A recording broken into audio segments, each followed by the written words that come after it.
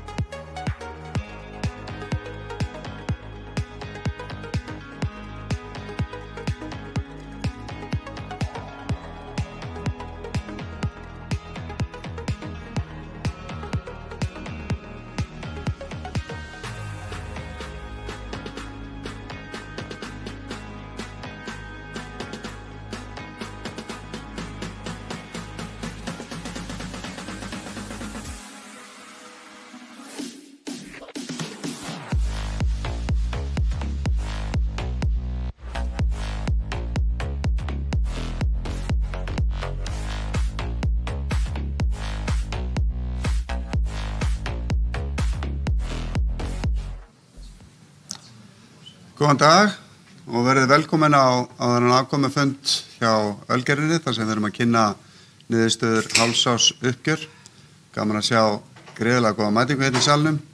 Fyrir þau eitthvað sem heima sittir þá eru þau alltaf að missa miklu vegna þess að hér eru alltaf í boði veitingar og auðvitað bíða hérna gesta gjafabókar. Þannig að hvetjum alla sem að missa þessu núna að mæta næst. En allavega, ég ætla bara að vinda mér í efnið. Venju samkvæmt þá þetta ég og Jón Þorsteinn sem að munum fara yfir uppgjörið og við ætlum að hafa þannig að það er opið fyrir spurningar til að senda inn og þið getið gert það með því að skanna inn þennan QR-kóða og spurningarnar berast til mín hérna jafnóðum og nonna. Og svo þegar að svona útsendingu líkur að þá tökum við upp léttara hjal og ég segi ykkur öll leyndamálin sem að samkeppnin má ekki vita þannig að það verður smá léttmeti hérna í lokin. En niðurstöður fyrir sem sagt annan ársfjórðung þessa rekstrarárs eru þær að vörusala jókst 2%, EBITDA er 1,6 milljarður, dróst saman 2,7% og hagnaður 0,9 milljarðar og dróst saman 5,9%. En 6 mánuðirnir eru 2,7% vöxtur í vörusölu, EBITDA dregst saman tæpt 5% og hagnaður 11%. Og svo svona samandregið hérna þessir 6 mánuðir að þá er semst veltan að aukast rúmlega 600 milljónir, launahlutfallið hækkar og það skýrist aðalega út af investun hjá okkur þar sem við erum að taka hluta af vöruhúsastarfseminni núna í K6 þar sem við komum að hérna seinna. Við erum líka að investa þjónustudeild fyrir kaffi og svo höfum við verið að bæta við okkur fólki hérna út af auknum umsvifum í snyrtivöru.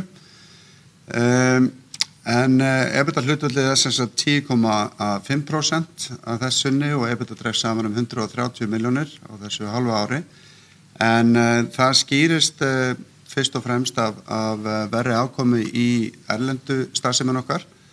Ef við værum bara að horfa á innlendar hlutan í starfseminni, þá væri EBITDA að aukast 134 milljónir Og þetta sem sagt tvíþættar ástæður. Það annars vegar hefur heldur blásið í fangið á okkur með útflutningin til Bandaríkjanna, einkum vegna tollahækkana á þeim markaði. Það nú aðeins að snúast við núna á seinni helmingi ársins, náðu að koma verðhækkunum út á markaðinn og þannig að það horfið til betri vegar. Það 158 milljónir sem hefur verri afkomu á milli tímabilina og svo það fjárfestingin auðvitað í erlendu markaðssetningunni á Collab, en við fórum inn á Þýskalandsmarkað núna í byrjun júní og það 106 milljónir í þá verri EBITu sem að það hefur í för með sér, en þetta allt samkvæmt áætlun og við förum nánar út í það á eftir. Aðeins varandi veltu vöruflokka að þá það eins og síðustu tímabil að þá það bjórinn sem að drefa vagnin. Við erum í 9% veltuaukningu í bjór og sigurgangan heldur þar áfram og ég sömuleiðis fer aðeins betur yfir það seinna í kynningunni, en þar til dæmis Boli X sem nú búin að vera á markaðinu hjá okkur í rétt rúmt ár að orðin einn af söluhæstu bjórum landsins. Nú, svo má nefna þarna íþrótt- og orkudrykkir, þarna sjáum þið 12% samdrátt, en þarna erum við semst að hreinsa út á áhrifin af Red Bull, en við vorum með Red Bull í sölu hjá okkur til 1. júlí á síðasta ári og það eitthvað 300 milljónir í veltu þar og svo það sömuleiðis minnisala í Mist og Collab Hydro sem við vorum að setja á markað akkurat á sama tíma í fyrra. En þið sjáum líka snyrtivöruna, en þarna sem sagt Lux-hlutin að L'Oreal komin inn sem hefur gengið bara ljómandi vel hjá okkur og og góð afkoma af þeim hluta starfseminnar. Seldi lítrar drógu saman 2% á tímabilinu og það aðalega í gosdrykkjum. Þar höfum við svona heldur verið með vindinn í fangi varandi Pepsi, öflug og góð samkeppni út á markaðunum og við þurfum bara að spýta í handagryggana og halda áfram með það, en bjórinn og fleira í góðum vexti og ég glemdi að nefna það áðan að þráttur þess að 12% veltu minnkun í íþrótt- og orkudrykkjum að þá Collab í 19% vexti á þessum tíma, þannig að það ennþá mikil og góð sókn á þessum hluta markaðarins. Og almennt þið þekkið okkar stefnu að vera öflug í vöruþróun og þróa okkar eigin vörumerki áfram og núna hlutfall framleiðar 54% eigin vörumerki. Þetta var 53% á sama tími fyrra og hefur vaxið úr 42% fyrir 10 ára síðan. Velta eftir vöruflokkum á þessu tímabili að þá sjáum við að óáfengu drykkjarvörurnar standa í stað, áfengið hins vegar í vexti og sérvaran eða snyrtivaran þarna í talsverðum vexti. Og ef við skoðum aðeins veltu á kanala, þá langaði mér svona að draga athyglina að því hvað áfengið orðið fyrirferðar mikið hjá okkur og nafn Ölgerðarinnar, við berum það núna með rentu þar sem að bjórinn okkar langsamlega mikilvægasti vöruflokkur. Áfengisverslanir og fríhafnir núna með 27% af veltun okkar og ég set þetta með vilja áfengisverslanir vegna þess að þetta ekki bara núna ÁTVR, heldur líka vefverslanir sem hefur vaxið fiskur hrygg á undanförnum misserum. Við sjáum áframhaldi minnkun í ÁTVR, það að segja sala hjá ÁTVR fer minnkandi. Það endar ekki það sama sagt okkar sölu út úr ÁTVR vegna þess að við erum að bæta hlutdeildina þar á flestum sviðum. Og svo sjáum við hérna líka hvað við Ölgerðin hefur styrkt sig á horrikamarkaðnum eða hótel og veitingastöðum. Þannig að það virkilega ánægjulegt.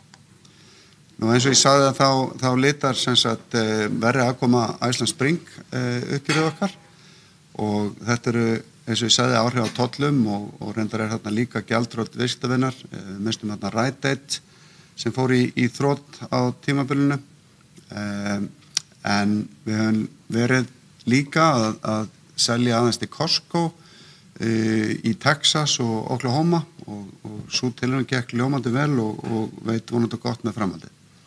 En svo náttúrulega hjálpar okkur ekki þessi sterka króna sem að við erum með í höndunum. En ég ætla bara að minna ykkur á það að þið getið sendt inn hérna spurningar á meðan að svona okkar erindum stendur og ég ætla að þessu búnu að bjóða Jón Þorstein velkominn inn á sviðið og svo kem ég hérna aftur og verð með aðeins meira og dýpri kynningu. Gerðu svo vel.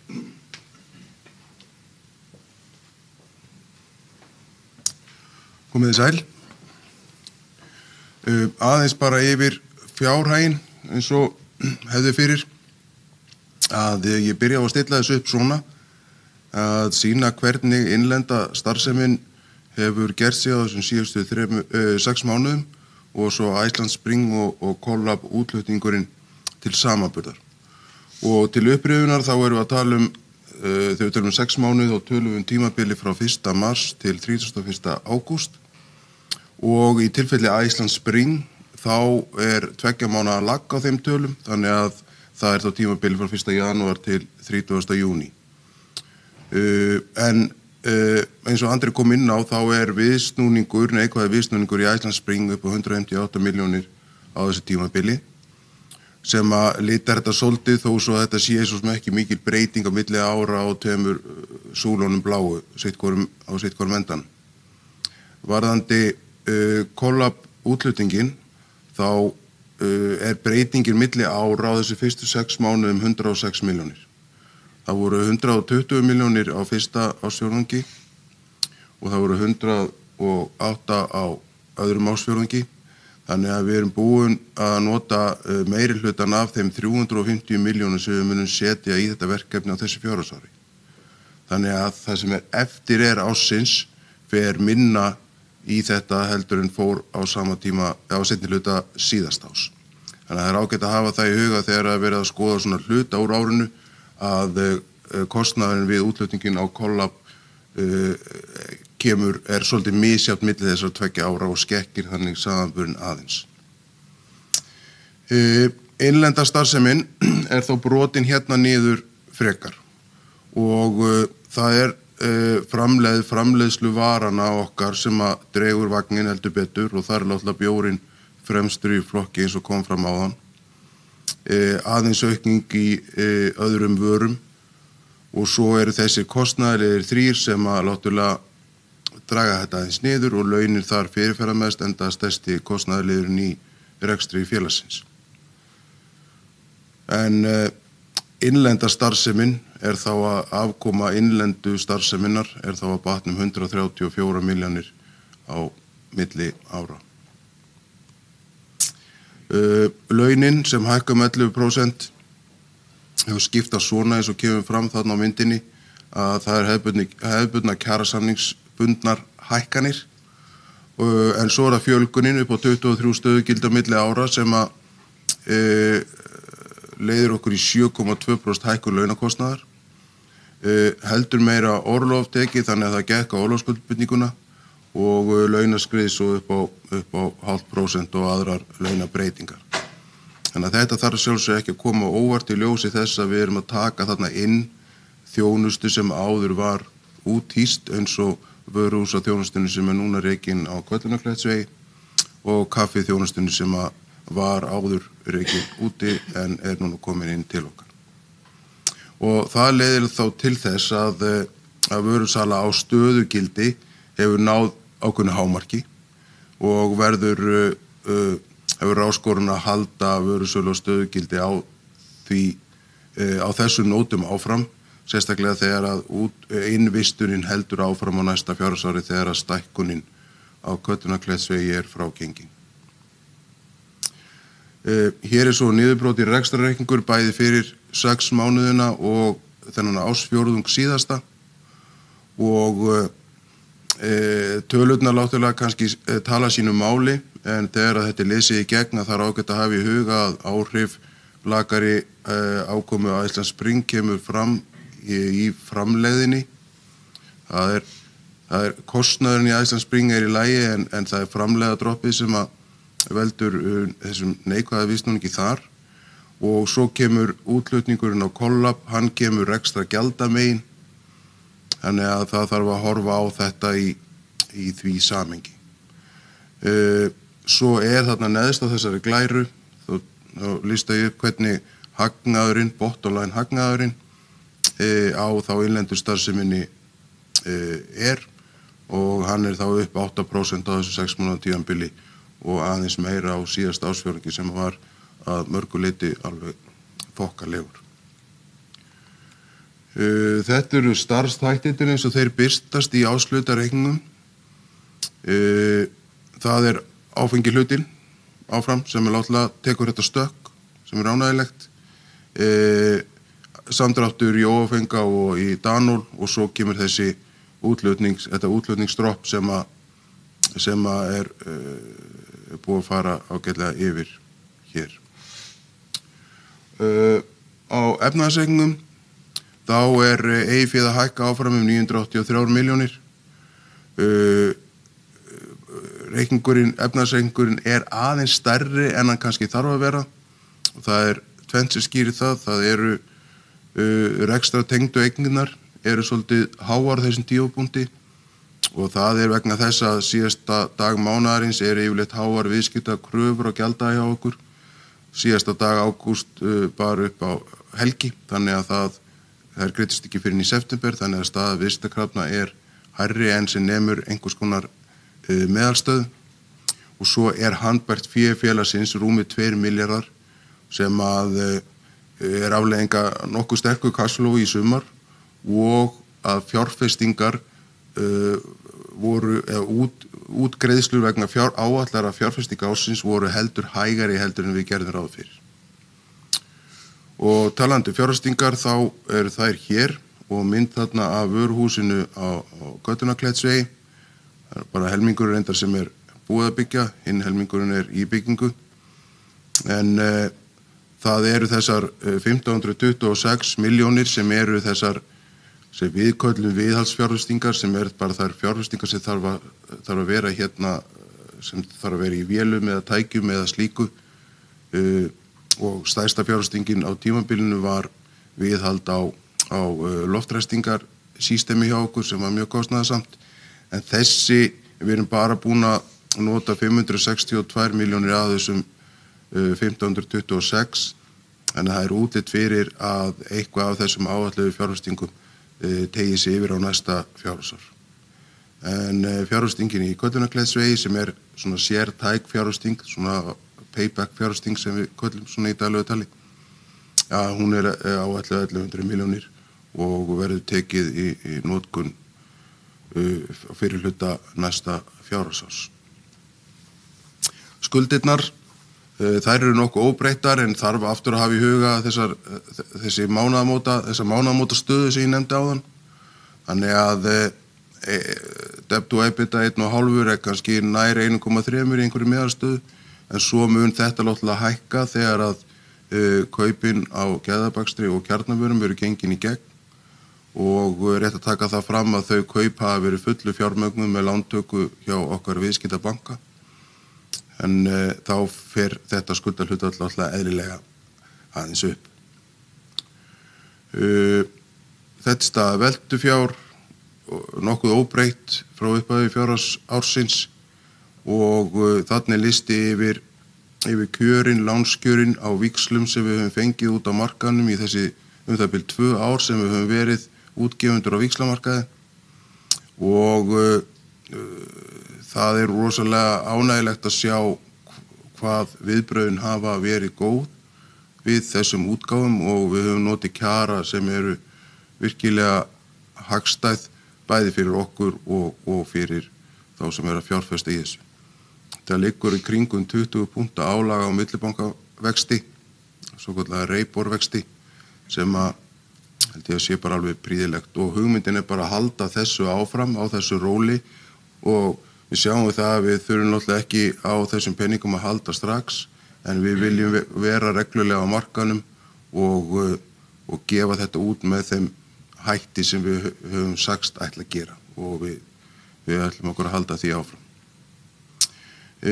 Hérna svo að lokum hjá mér bara gengisþróunin og stærstu hluthafar.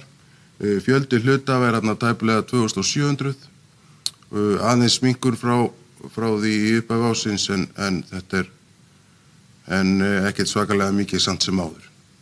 Og kannski minna á það að gögnin eru komin, þessi áslutareikningurinn og fréttatilkynning eru komin á netið og fyrir þá sem að vilja eða geta notað þetta á ensku þá mun ensk útgáfa af áslutareikningum birtast innan viku inn á heimasíðunni.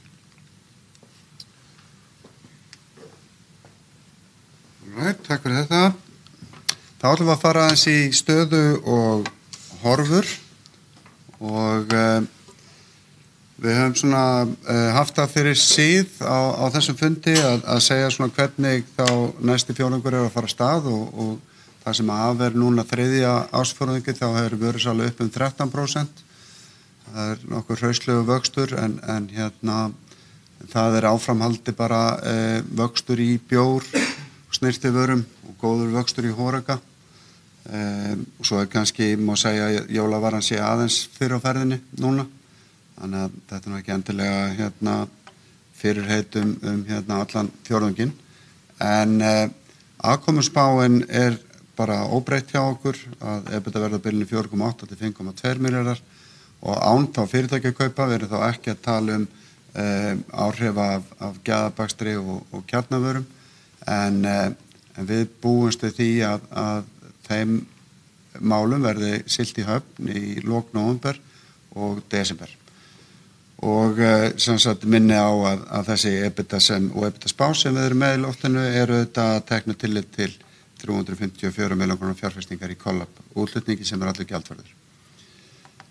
Aðeins varðandi gæðabakstur og kjarnavörur sem sagt, það orðið við tilkynntum í janúar þessi kaup og þessi félög falla auðvitað mjög vel á okkar stefnu og kjarnastyrkleikum og þessi félög eiga það sameiginlegt að vera á markaði þar sem að mun stærri samkeppnisaðili.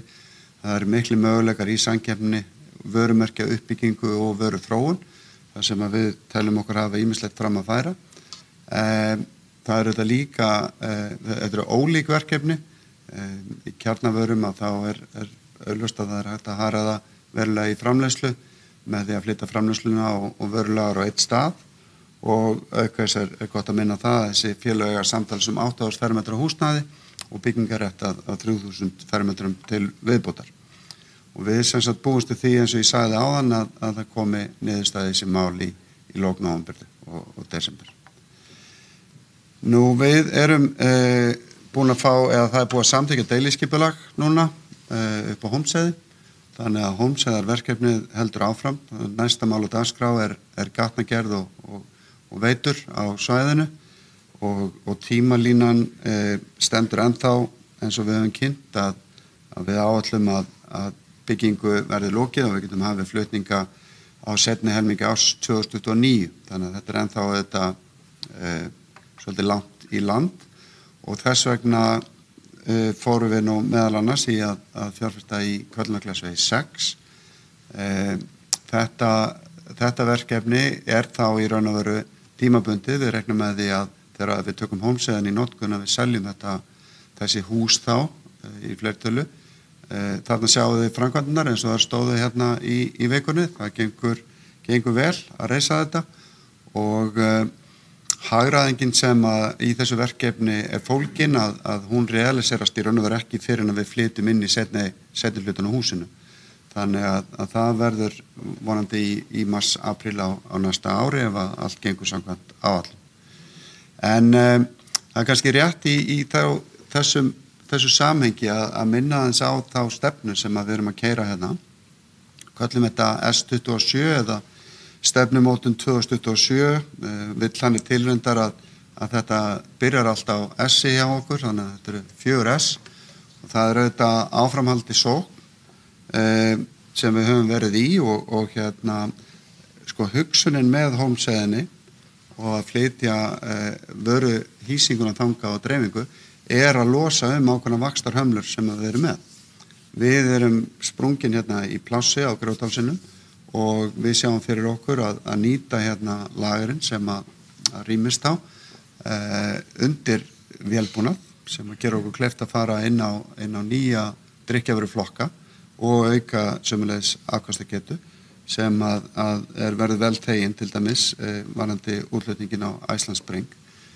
Nú svo erum við sömuleiðis að keyra hérna stafræna umbreytingu og við erum búin að fjárfesta talsvert í þekkingu og mannskap til þess að byggja upp framúrskarandi þekkingu hérna innanhús og svo erum við áfram að keyra okkar sjálfbærniverkefni og leggjum áfram mikla áherslu á starfsfólkið okkar að þjálfa það rétt, það þarf þetta núna eru framundan mikla breytingar í tækni og nýtingu tækni. Við þurfum að þjálfa fólkið okkar og hlúa enn betur en áður að því og þetta er auðvitað gert með það eina markmiði að halda hjá okkur besta fólkinu og draga til okkar bestu talentana. Þannig viljum við hafa þetta. En sem sagt, ítreka að þetta nýja vöruhús sem við erum að fara í upp frá er ekki bara ákveðið payback verkefni varðandi hagræðingu í vöruhúsi og aukinni þjónustu, heldur erum við líka að losa þarna vaxtarhömlur.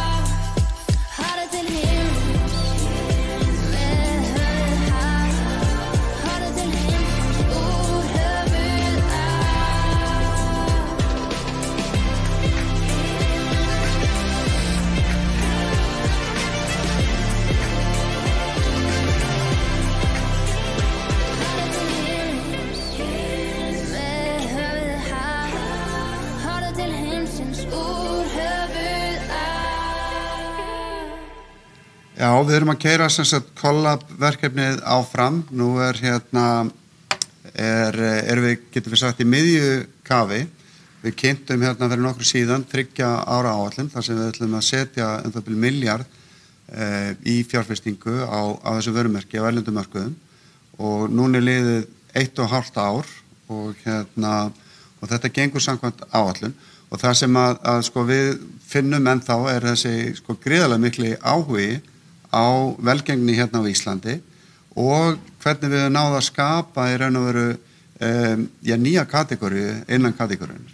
Við erum ekki beinlínis orkudrykkur, við erum lífstílsdrykkur en við erum ekki svona nýs orkudrykkur heldur einhvern veginn, eða nýs lífstílsdrykkur, heldur náum við einhvern veginn sweet spot þar sem að við samanum og náum líka kvenneytendum sem að hafa nú ekki verið almennt svona í koffeindrykkjunum. Þannig að við erum að keyra þetta prógram áfram í Þýskalandi eins og við töluðum við launchuðum þar í júní. Það var auðvitað eftir áætlun hjá okkur en það hefur fallið til auðvitað talsverður kostnaður við þessa markaðssetningu á tímabilinu og við höfum verið öflug á samfélagsmiðlum, við höfum líka auðvitað keyrt mjög mikið prógram inni í verslunum og erum núna, hvað vorum við komin í marga verslanir? 800 verslanir eitthvað slíkt, 700-800 verslanir. Og við erum aðalega að fókusera á Hamborg og nágrenni og það sem ég get sagt ykkur svona með fyrstu tölur er að svona hreyfingin í búðunum er mest í Hamborg og í allra næsta nágrenni en eftir því sem að við förum víðar að þá er salan kannski dræmari og þetta er bara ákveðin learning curve sem við erum að fara í gegnum en við ætlum að byggja áfram á þessum góða árangri sem við erum að ná inn í Hamborg.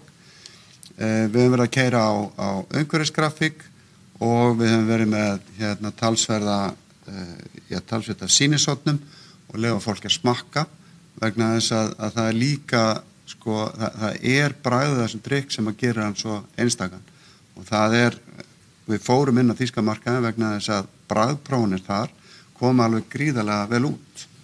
Þannig að þetta lofar alveg ágætu, getum við sagt, og Collab í Danmörku, núna komið á 3. ár sem að við erum þar og við erum búin að vera í öflugri markaðssetningu þar alla þennan tíma og erum að fjárfesta.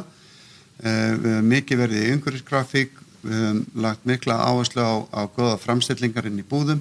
Við erum í tæplega 600 búðum þar en það sem að við erum kannski helst að leggja áherslu á núna er að komast inn á smærri útsölustaði, inn í háskólana, inn í mötuneytin og kaffistofur og ná að breiða út fagnaðarerindið það.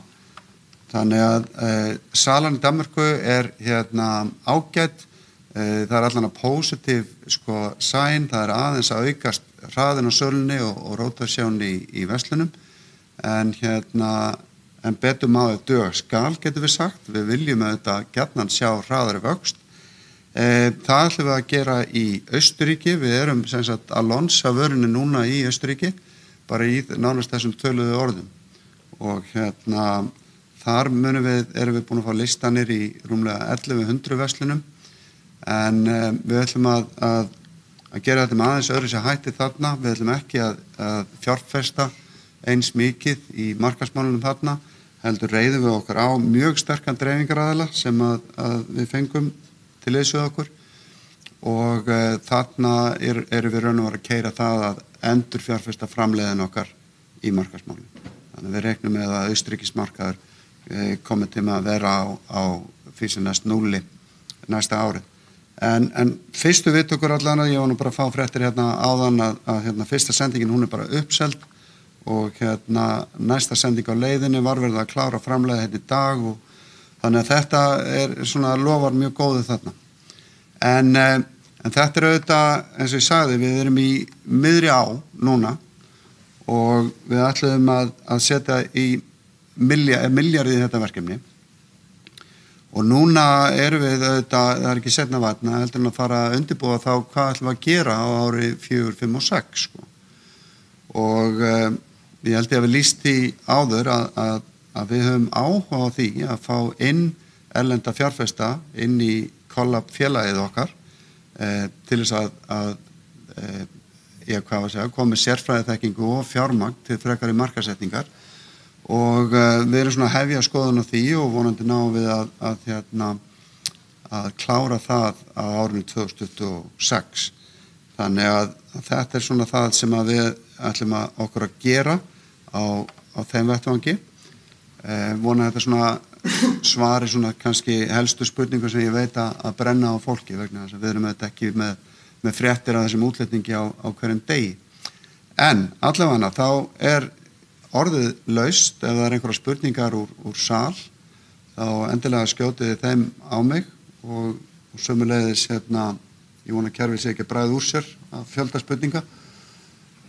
En er einhver í salnum? Já. Kannski það bara aðeins að spyrja það nefnir þetta innlendi hlutin gangi vel og sérstaklega áfengi og hótel og veitingastæði. Þú veist kannski bara aðeins meira marka, eru þið ná meir markaðshlutdeild, er þetta vörumixi eða hvað er svona að skýra helst með góða gang? Já, spurt er innlenda hlutan og árangurinn í áfengahlutanum og hverju það sætir. Það er, já, við erum að sækja hlutdeild. Við höfum bættið okkur nokkrum prósentustigum í ÁTVR á bjórmarkaði. Við höfum líka drifið áfram vöxt á vingos kategóriunni. Við höfum verið mjög öflugir vöruþróun þar og ég kem aðeins inn á það þegar að útsendingu lýkur hvað við höfum verið að gera þar og hver hlutdeildin okkar er. En það er Light sem er að keyra vöxtinn og Boli X, getum við sagt, í bjórnum. Og Boli X hefur bara náð alveg ótrúlegum árangri. ég sömulegis sýni ykkur það hérna svo eftir. Og Lætin komin núna í tæp 17% hlutdeild í ÁTVR. Þannig að þetta mjög kaloríusnautt samfélag sem við lifum í. Fleiri spurningar? Kemur til greina að framleiða kollagen á Íslandi? Já, það kemur til greina og það framleitt kollagen á Íslandi og það ekki í okkar eigu auðvitað, en við höfum mikinn áhuga á því að stuðla því að það sé hægt að nota íslenskt kollagen í framleiðsluna. Það ekki alveg komið á þann stað að við getum náð að maska út allt bragð og alla lykt. Og ég svona vonaði að það vanti bara herslumuninn þarna á og í nánustu framtíða þá getum við farið að sósa þetta hérna innanlands. Eitthvað annað? Já.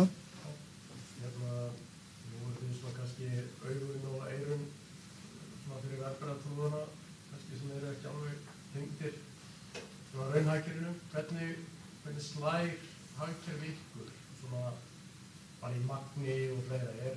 Svona bara markaðurinn almennt að draga saman eða svona bara á gólfinu og líka varandi kollabi markaðurinn þar fyrir þessa svona ekki svona þessa spesifísk drykki, ekki kók eða svona sóda, meira í svona lífstílsdrykkjum. Hann að stækka eða? Já. Ok, ég ætla aðeins að endursegja spurninguna hérna fyrir útstillinguna. Við erum beðnir að vera með kristalskúluna hérna á borðinu og vinna fyrir verðbréfasalina og segja svona hvernig við teljum að svona efnahagsástandið eða eftirspurnarhliðin hérna í raunheimum og sömuleiðis var spurt svona koffendrykkjamarkaðinn hvort að hann væri í vexti. Þarna við á fyrri, við getum sagt svona á tímabilinu janúar til maí að þá sáum við í tölum okkar þá yfir tölur af markaði, þá ég að tala Nielsen og fleira svona gögn sem við fáum á búðunum, að helstu markaðarnir voru að draga saman. En það hefur heldur snúist við og við erum núna til dæmis á síðustu 3 mánuðum að sjá að þessar kategóriur aftur að rétta úr kútnum. Þannig að tilfinningin að eftirspurn sé aftur að glæðast, en þetta hefur verið tiltölulega flatt í 18 mánuði getum við sagt. En koffendrykkjamarkaðurinn hann áfram í vexti og langverðmætasta kategórían á drykkjarvörumarkaði. Þannig og kollab að halda áfram þar, eins og ég sagði við vorum í 19% vexti í veltu. Þannig að það áfram kröftugur vöxtur en vöxtur kollab umfram vöxtun á markaðnum. Varðandi áfengið það svolítið erfitt að rýna í það en ÁTVR auðvitað að draga saman og salan bara í öllum kategórium nema víngosi heldur að draga saman og þetta sennilega áhrif af því að áfengisverslanir eða vefverslanir að auka sinn hlut. En það kann að vera eitthvað meira það kann að vera að áfengisneysla sé að minnka. Og það myndi rýma ágætlega við svona alþjóðlegt trend að yngra fólk kýs áfengislausan lífstíl í meira mæli. Þannig að það svona okkur grunar að það sé ákveðin samdráttur þar. Varðandi hóreikamarkaðinn að þá var nú kannski rættist nú aðeins úr ferðamennskunni fannst okkur og ferðamenn eru okkur mjög mikilvægir. Og við teljum að við séum að bæta við okkur hlutdeild í hóreika og að markaðurinn þar sé svona í heild sinni aðeins í vexti. Þó það sé ekki stór, þetta ekki sami vöxtur og við höfum séð á undanförnum árum. Einhverjar aðrar spurningar? Kom fulltrúi frá Indlandi fyrir ekki svona 8 mánuðir síðan eitthvað svoleiðis út af fríverslunarsamningi við Indland og hann nefndi sérstaklega möguleikana og vatnsútflutningi til Indlands. Hafið þið eitthvað skoðað það? Já, við höfum svona lítilega þefað af því og sömuleiðis með kollab auðvitað og þessi fríverslunarsamningur vissulega gott tækifæri. Indland spennandi markaður. Kaup getan eða við getum sagt sko hópurinn sem hefur efni á að kaupa vörðun okkar fyrir sístakkandi. Þannig að okkur finnst Indland spennandi markaður en það engar áætlanir akkurat núna að fara þangað inn. Við erum mjög svona fókusiruð í því sem við erum að gera og viljum beina þessum takmörkuðu sko resursum sem við höfum, bæði mannafl og fjármagni inn á ákveðna markaði. En það ekkert launungumál að við erum alltaf með annað augað opið fyrir markaði eins og Indlandi, Kína og Norður-Ameríku. Þetta allt saman mjög spennandi markaðir og Asía og Mið-Austurlönd til dæmis, varðandi vatnið ekki síður spennandi sko. Þannig að þetta, ég alveg samfærður það á næstu svona 5 til 10 árum munu góður hluti gerast þar. Einhverjar fleiri spurningar?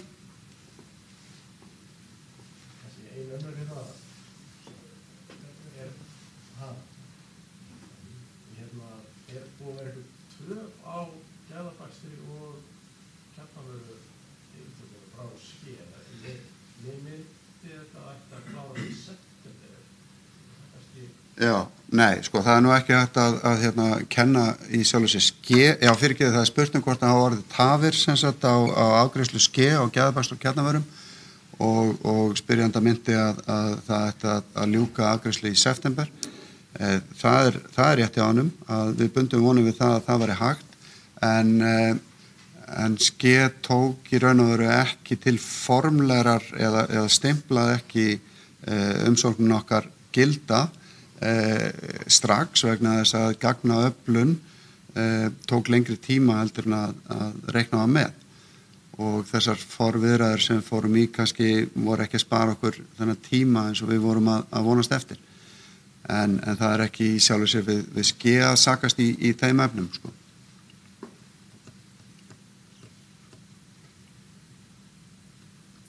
Einhverjar fleiri spurningar? Inn á netinu. Já, það þetta bara. Já, það er spurning hér á netinu, hvernig sjáu þið áhrif af kaupum á Ankra á afkomu á næstunni? Og því til að svara að 120 milljónir á ársgrundvelli í áhrif á EBIT-unni það sem við höfum gefið út að kaupin á Ankra breyti fyrir okkur. Ankra kom inn í samstæðuna í miðjan apríl þannig að í samanburður á milli ára miðast við cirka 10 milljónir á mánuði miðað hvernig þetta var alltaf í fyrra ef vöxturinn meiri þá var alltaf í sjálfu sér hagræðu kaupunum meira þannig að ég held að þetta svo er spurningunni Einhverjar frekari spurningar eitthvað á sal áður en við rjúfum útsendingu fyrir áreiðandi mál hér í salnum. All right. Það held ég að segjum bara útsendingu lokið og þakkum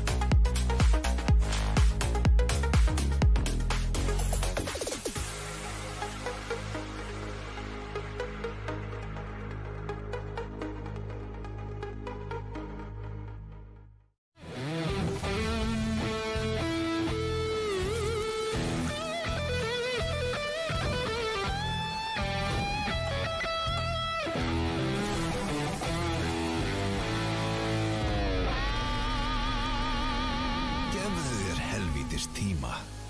Boli, léttöl.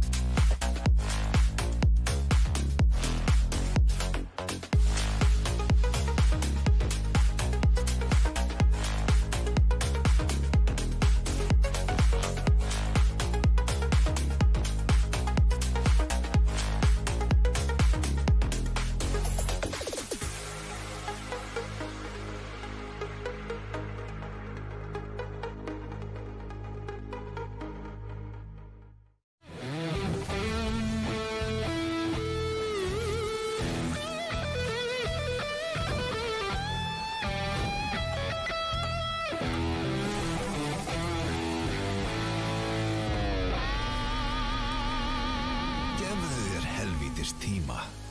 Boli, léttöl.